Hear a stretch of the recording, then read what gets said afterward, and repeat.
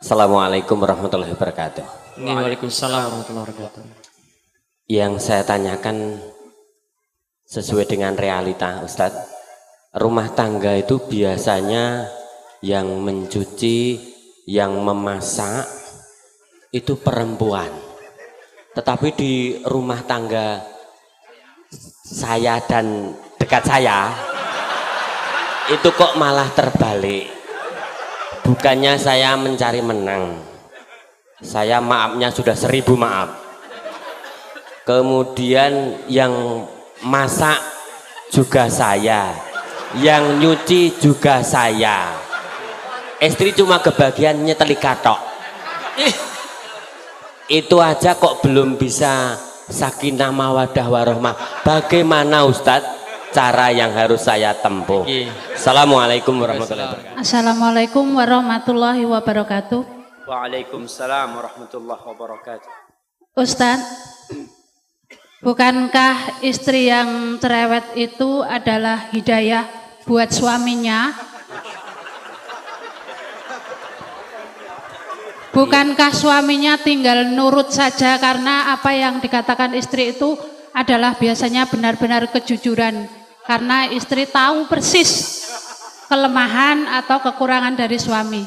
Jadi ketika dicereweti tinggal memperbaiki diri. Masya Allah.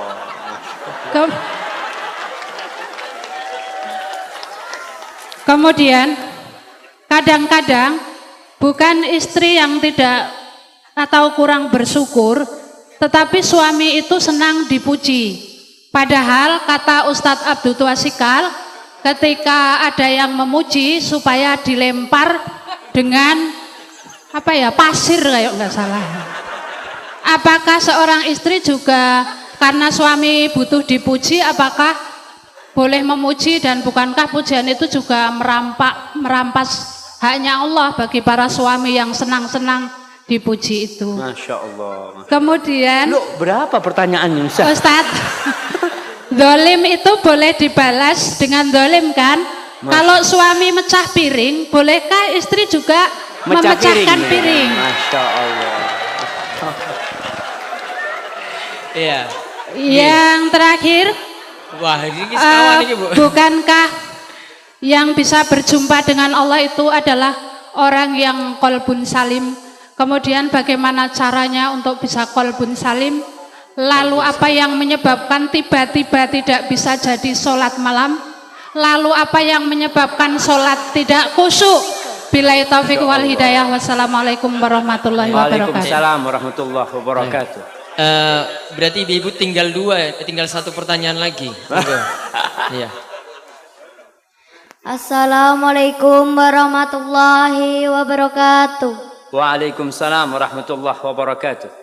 Saya mempunyai 3 pertanyaan. Sama Yang- lagi Ustaz. Setunggal mawon. Nggih, monggo. Monggo. Yang pertama, bagaimana cara menyembuhkan penyakit dengan menggunakan ayat-ayat Al-Quran? Yang kedua, bagaimana cara menghadapi orang yang suka mengadu domba? Dan yang ketiga, apa hukum orang yang suka memanfaatkan orang lain? Demikian, terima kasih atas jawabannya. Wassalamualaikum warahmatullahi wabarakatuh. Waalaikumsalam warahmatullahi Satu lagi dari Bapak wonten? Ini mau jawab pertanyaannya Satu. Ibu kayaknya Ustaz. Bapak-bapak, Bapak satu aja sini. Ini dari toko Saking Bidang Sari. Ini jauh nih Ustadz, nih Gunung Kidul paling utara. Masya Allah. 40 kilo itu.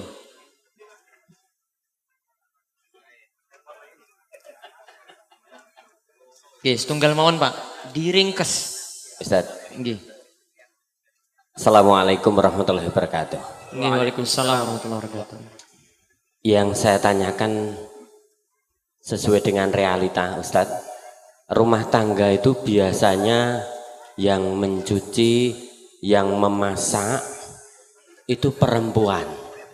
Tetapi di rumah tangga saya dan dekat saya itu kok malah terbalik. Bukannya saya mencari menang, saya maafnya sudah 1000 maaf. Kemudian yang masak juga saya, yang nyuci juga saya. Istri cuma kebagian nyeteli katok. Itu aja kok belum bisa sakinah mawadah warohmah. Bagaimana Ustadz cara yang harus saya tempuh? Assalamualaikum warahmatullahi wabarakatuh. Baik, sampun nggih. Sampun. Yang pertama tadi Ustadz tentang bukankah istri cerewet itu malah manfaat gitu. Masya Allah. Itu gimana Ustadz? Iya. Iya, pertanyaan yang sangat indah sekali ya. Karena memang salah satu yang menyebabkan kesalahan itu berulang kali terjadi karena kita beranggapan itu tidak salah. Kita menganggap itu benar. Sehingga istri tatkala dia cerewet, dia menganggapan dia ini sedang memperbaiki suaminya. Ingat, di rumah itu ada pemimpin. Siapa pemimpinnya? Suami. Allah mengangkat suami sebagai pemimpin. Ar-rijalu qawwamuna 'alan nisa bima faddalallahu ba'dahum 'ala ba'din wa bima anfaqu min amwalihim. Fas-salihat qanitat hafizatun lil ghaibi bima hafizallah. Kata Allah, sesungguhnya atau lelaki-lelaki itu adalah pemimpin bagi kaum wanita. Kenapa? Karena Allah telah memberikan kemuliaan kepada lelaki-laki. Allah memberikan kemampuan untuk menjadi pemimpin kepada lelaki lebih daripada wanita. Yang kedua nih bapak-bapak, ingat nih. Lelaki menjadi pemimpin yang pertama karena bawaan lahir yang Allah berikan kepada dia. Anugerah ilahi. Yang kedua dikarenakan suami memberikan nafkah kepada istrinya. Maka sang suami mendapatkan kedudukan lebih tinggi kepada istrinya, memberikan nafkah kepada istrinya. Kalau sang suami tidak memberikan nafkah kepada istrinya, biasanya rumah tangga mulai pincang kepemimpinan suami. Karena suami tidak memberikan nafkah. Dia jadi pemimpin karena memiliki kewajiban memberikan nafkah.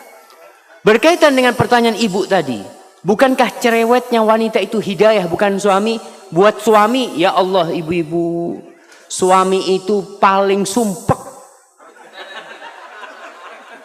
kepada wanita yang cerewet. Nah, betul bapak-bapak?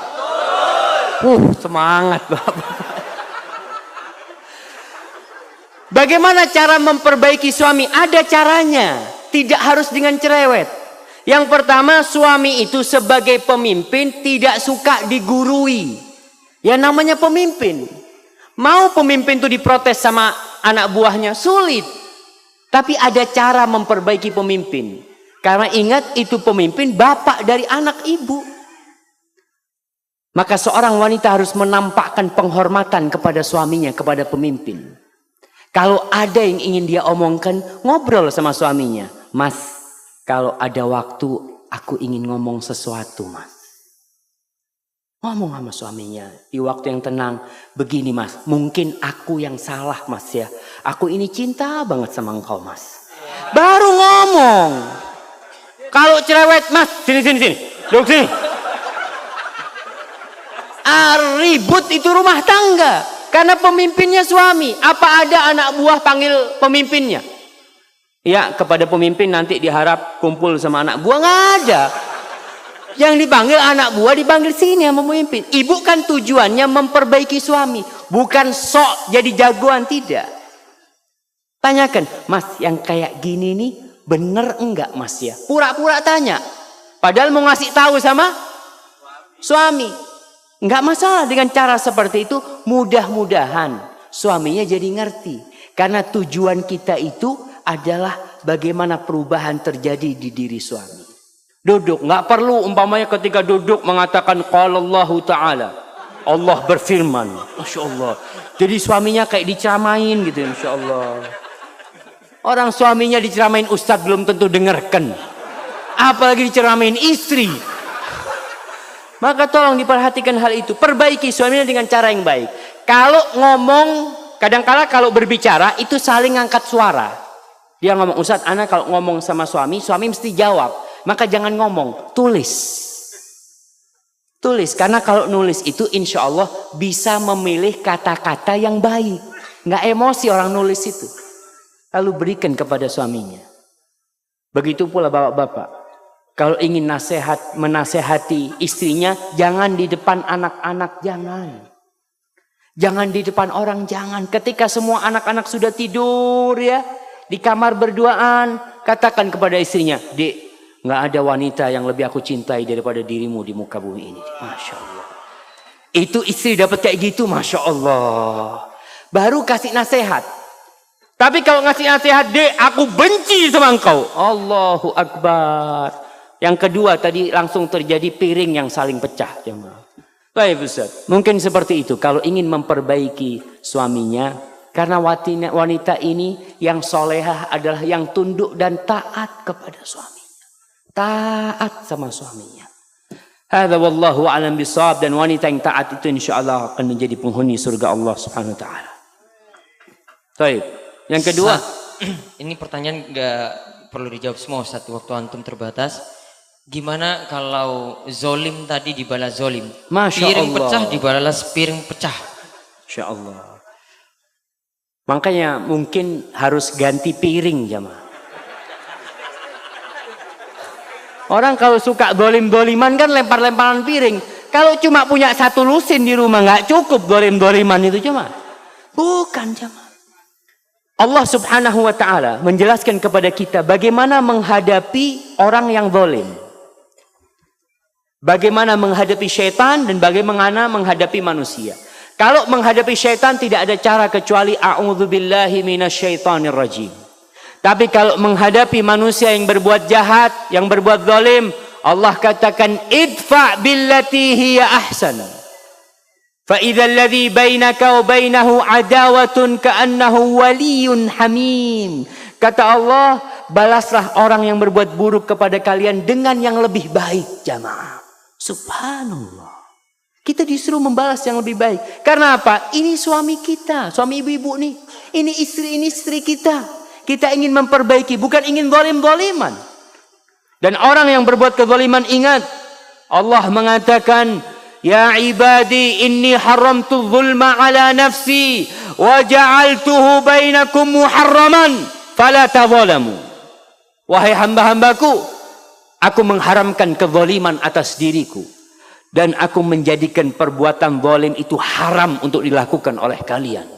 Maka kalian jangan saling menzalimi.